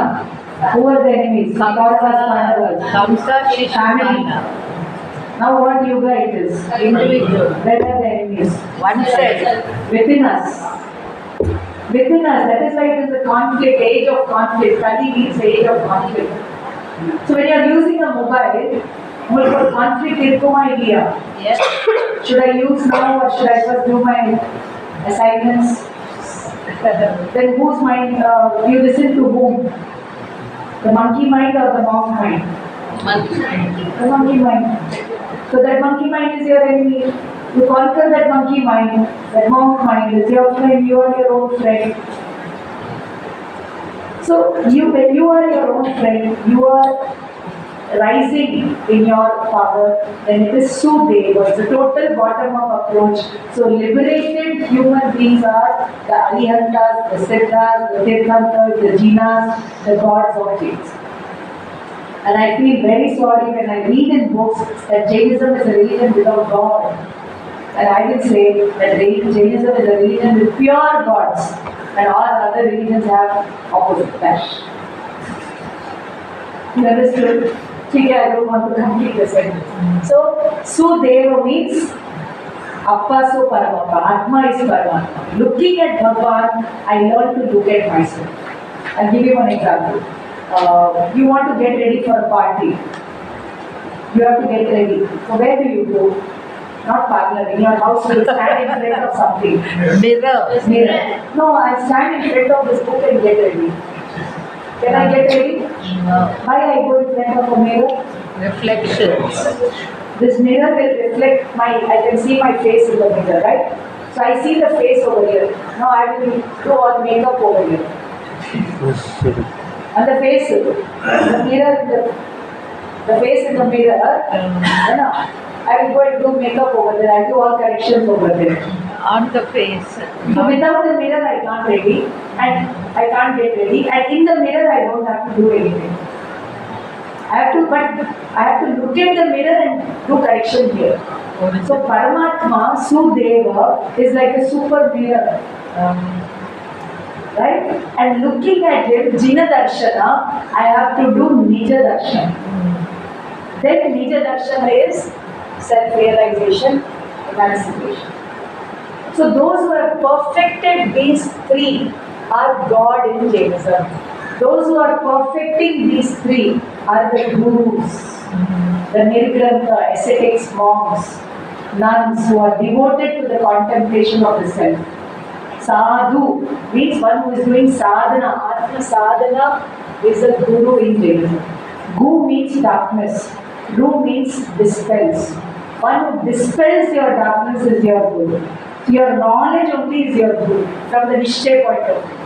From the Vyavahara point of view, the scriptures written by the Acharyas can be your guru.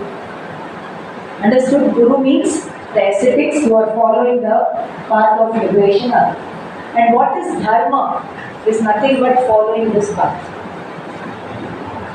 Very beautifully in Kartikeya Anupresha, you find 4 definitions of dharma. Vastu Swabhava Dharma. The nature of all things is dharma. So what is your nature? To be angry or to be calm? To be calm, right? Supposing I tell you, I'll give you 1 lakh rupees. You get angry for half an hour and shoot. Immediately I sign a check and GPay you 1 lakh rupees right now. Any takers? Condition half an hour non-stop, you have to come here and be angry. Shout, abuse, gari roll. Can you do it? You do for 5 minutes. That means what? Anger is not your nature. Forgiveness is your nature. To be calm is your nature. Then why do we fight? Why do we kill? Why do we get angry at all? One of my students, she said, before studying this paper in your department, I thought my mother was my worst enemy. But after doing this paper, I realized my mother is my best friend. One boy said, I used to come from another campus to the university to take the paper, and when the faculty says the classes or lectures are cancelled, I get so angry that I feel like murdering my professor. And then we give it the assignment to write that 1 month you have to write all the negative feelings that come to you. You just write it. After 1 month, your mind will tell, hey, if you do anything negative, you have to write. So you will stop doing that negative.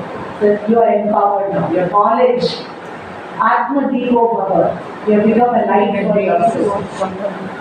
That knowledge is your guide. But you have to awaken it. It is sleeping now. The Kundalini is sleeping. You have to awaken it. Clear? Okay, so dharma is not any pseudo practices, pseudo faith. It is rational, based on some rational understanding. So vastu swabhava dharma. The dharma of sugar is to be sweet. The dharma means nature. The nature of salt is to be salty. The nature of water, how much ever you boil the water, cold, it will come back to its root and come back to the normal temperature. Likewise, our nature is not to boil in anger and violence. Our nature is to be peaceful, calm, forgiving, compassionate. Okay? So dharma, all of you understood? Vastu Swabhava Dharma. Then, very beautiful in Jainism, a great practice is the Dasa Lakshana Dharma. Recently, in this September, I was in Australia and I was giving my lectures on this Dasa Lakshana Dharma, Hindi English mix. So you can all log on to DJSN, the Digambar Jain Society of Melbourne, and they live streamed all my lectures. And now 50 students from, not students, 50 Jains have joined my online classes. And along with them, 100 other people from different parts of the world and India have joined. If you want to join, you can also join. You can just contact me. You want my number, you can note down. In future, I'm sure you all will go places and you will definitely want to call people like me. So be connected to your roots, be connected to your parents, be connected to nature, be connected to yourself. Because the self that is there in you is the self that is there breathing in the environment. So if you are not connected to yourself, you cannot be connected to God or anybody else. So I will tell you with the help of a pyramid. Please ask me after the lecture. Pyramid and religion or the connection, you ask me. Okay. So first thing I told you is the nature of all things is dharma. Thus the nature of Atma is 10 characteristics. And the Digambar Jains celebrate the 10-day forgiveness festival for these 10 virtues to awaken the soul. And then third is Ratnatraya, Trayanatrayam cha dhammo, practicing these 3 jewels is dharma. And then Jivadi Rakhanam, compassion towards all living beings is dharma. So the first 3 definition is compassion towards the self. And the fourth one is compassion for all living beings. I'm so happy to tell you, friends, you will not come across a Jain terrorist. You will not come across a Jain terrorist. You need not fear the Jains. You need not fear them. Fearlessness. Give the gift of fearlessness to you and to everyone. I'll give you a small example. Okay, sorry, I'm using this line again and again. As I got down from the bus today, there was grass to come from the road to this, in this campus, not outside here. That lawn. The lawn, right? Do you think a Jain will walk on the lawn? No. Jainism believes that there is life in earth, water, fire, air and plants. That is what I'll written in the next slide. 6 kinds of life forms. No? And then as I was walking, lot of millipedes, centipedes, big ants. So do you think a Jain will stand there? So how we are supposed to walk, art of walking. Art of walking. Watch, look before you leap. Look before you leap, see before you walk, see before you talk, see before you eat. That's why you have all seen this movie, Santosh Subramanian. Very nice movie.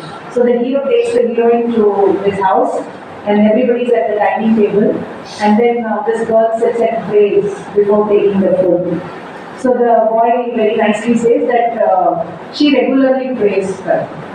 Then the girl says, no, I don't pray regularly, but so much food is there, I am telling myself, eat less, eat less, eat less. You understand? So prayer should be done for discipline, not just as a ritual or as a blind faith. You eat less and follow this 80-20 formula. It is quoted, it is there in our Jain scriptures, 80-20 formula. 80% only your stomach should be full, 20% empty or full. If you put it 100% full, then you will sleep. You cannot, your energy will, your metabolic fire will go for a toss and all kinds of disease and fatty liver. So for 80-20 we say 80% alkaline diet, 20% acidic diet, 80% uncooked, 20% cooked, and 80% full, 20%. The Japanese follow this, and that is the secret of their long life. Small meals, very little. They are slim and trim figure. Whereas when we were young, kamar thi na. Kamar means waist, now it has become kamra. You understand what I said? When we were young, it was kamar patli thi na, 36, 24, 36. Now it has become so fat that you can keep a cup of tea and drink on it. No, the belly fat. So, like they say, the way to a man's heart is through his stomach. I will say the way to moksha is through the stomach. If your gut bacteria is negative, if your gut bacteria is bad, you cannot rise to the level of elevation. In a Hindi poetry, very beautifully it is said, "Maini chadar ओढ़ के कैसे द्वार तिहारे आओ." That means with a dirty piece of cloth, I cannot enter God's place. So that chadar, that many chadar is our body. That is why they say cleanliness is next to godliness. If you feel clean inside, if you feel clean outside, you will feel godly. But if your body is not clean, your mind is not happy, your spirit cannot be awakened. So with a clean body comes a Clean mind. awareness wala mind and a evolved spirit.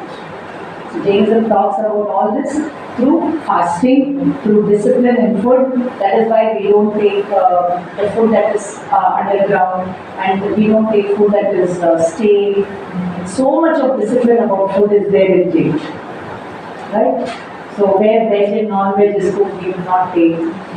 Like from morning, I have not had any food. I just had my karpatti bellam thanni, palm jaggery water. Then I had my coconut water, tender coconut water. I requested him, and I am so thankful that he supplied it to me. And then I had my orange juice.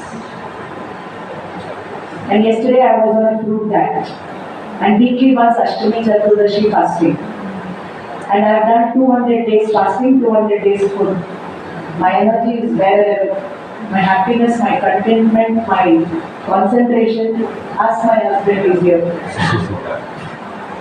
I give him food that he wants.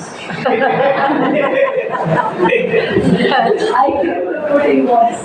But all these are self-imposed regulations which the Jains do for themselves. We like to feed people. Right? We never tell anybody not to eat food. If I tell you stories, there will be so many stories about people who have healed by correct way of it. So healing should be holistic for the body, for the mind, and for the soul, because in a way they are connected, and in a way they are not connected. When the soul leaves the body and goes, will it take something with it? Nothing will go with it.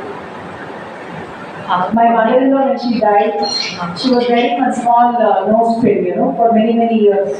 They could not remove it. In the electronic crematorium, they took her. Then the people told, you have to remove this. Then my brother-in-law said, no, it's okay, you cannot remove it, take it. He said, no, there is a rule that we cannot take anything along with the body. You have to remove it. So they got a cutting plier or spanner or something and they had to remove that. Even that little nose pin did not go with my mother-in-law. And when my mother-in-law gave all these things to the daughter-in-laws, 4 daughter-in-laws, my co-sister said, today you are leaving it for us, tomorrow we are going to leave it for somebody. Nothing you have got in this world, nothing you are going to take with you. Then how can you give permanent reality to impermanent things? So ethical grounds only, the pathway of moksha. Right. So 3 things, 3 T's I would like to tell. I cannot elaborate on everything. 3 T's you all understand. First is humanity. Manavta. We all are humans first. Second, spirituality. We all are souls. Whether you may be a Christian or a Hindu or doesn't matter at all. Third is divinity. If you are not divinity, spirituality, divinity. So humanity is the foundation, spirituality is the building, and divinity is the flag hoisting. If all the 3 together they work, then mankind, humanity will prosper. But if all these 3 are gone for a toss, all other religions is a fundamentalism or radicalism or pseudo-dharma. Clear, understood? Now you have to know the Atma through the 7 tattvas, which I have already explained. Yeah. And then you take to the vows, complete vows, resolutions, right? Partial vows. The complete vows are those the Munis follow, the 5 great vows. Mahavratas. And they are the same in Ashtanga Yoga of Patanjali, and with a slight change they are there in Buddhism also. The Panchashila, Ahimsa, Satya, Asteya, Brahmacharya, Aparina. Those who follow these vows completely, they are called the Munis. And those who follow it partially are called the Shravaka. So I am a Shravika. I have taken to the 12 vows and I have been following it. And so much of blessing I can't tell you in this such a short period of time. So these 5 great vows and these 12 minor vows called Anubratas, if we follow them, there is no punishment under any section of IPC. You know the full form of IPC? Indian Penal Code. And those who break these, then they have to be punished. Right? Clear? So, complete vows, partial vows. One important principle that I would like to touch upon is aparigraha. Aparigraha means detachment. Minimalism. You know minimalism? Today our children don't want property, they don't want gold. Mobile kachadra, pad kachadra, girlfriend kachadra, phone. Girlfriend, not just girlfriend, boyfriend. One person, he got vairagya. He wanted to renounce the world. He renounced the world. He went to the forest. But when he was meditating in the forest, one small one small cat was disturbing. The cat was running here and there. So for the cat, what he got? He got one cow. The cat wants milk, no. So he got the cow. Now the cow wants food, grass. So he got one field. And the field of the supervised Pathaka, he did meditation. So he got one wife. So even though he is a sannyasi, he built a house in the forest. And on the other hand, there is one person who is living in the middle of the family and he is living like a lotus in water. And as a householder, he is living a very detached life. So that person is right. 2 people went to a city. One was very religious, so-called religious, and one was very materialist. So the materialistic person said that I'm going to go to the club and I'm going to enjoy at the bar. The religious person said, no, today is a very auspicious day. I have to go to the prayer hall and do my rituals. They went off. Next day, one was taken to heaven, the other was taken to hell. They both died. So who went to heaven and who went to hell? The one in the club went to The one in the club went to heaven. heaven. Wrong. The one in the club went to heaven. Yeah. Generally people will say the one who went to the club will go to the hell. No. So why he went to heaven? Because he was occupied there. But this fellow was always telling that fellow is in the club, and the club was the other. The one who was in the club was thinking about the friend in the prayer hall and telling, oh my God, that friend is so good, he's doing so much of punya and so much of dharma and good for nothing. He was cursing himself. He was doing prayaschitta. Even though he's in the wrong place, he was in the right mind. But the person who was in the right place, he's thinking about what this person is enjoying. So tell me, who is got possession? Who is got attachment? The one in the Right? So possession or attachment is not the thing that you have or the thing you leave. It is all again your attitude, your mindset that is about. Clear? Now I'll come to the how much time will you think for One great question. Justice sir. Two minutes. 2 minutes left. Okay. So I told you about the model context. We have physical issues, psychological, economic, environmental issues. The solution is non-violence, self-restraint, and austerity. Ahimsa, Saryamata. Even the gods bow down to him whose mind is engaged in these things. So Jainism, it is not worshipping to the gods, and they very nicely say that Jain temples are not Dikshalaya, they are Shikshalaya. They are not meant for begging, they are meant for learning how to evolve to the level of divinity. Okay? So complete or partial vows. So self-restraint we have to overcome our 6 senses and the mind, and then practice compassion towards the 6 kinds of life forms. So this is the sustainable development model that you can see in Jainism, and then this 12-fold austerities. So this is about the Jain ethics, and this book very beautifully it elaborates ahimsa, aparigraha, compassion, and he's compared it with the Christian tenets and given it very beautifully. So I would like to give this book to your department. You can read it.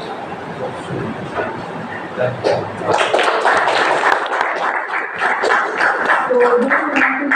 Can we? Is it You want to stay? Can we stay? Yes. No, practice has publication. I have edited it and adjusted all the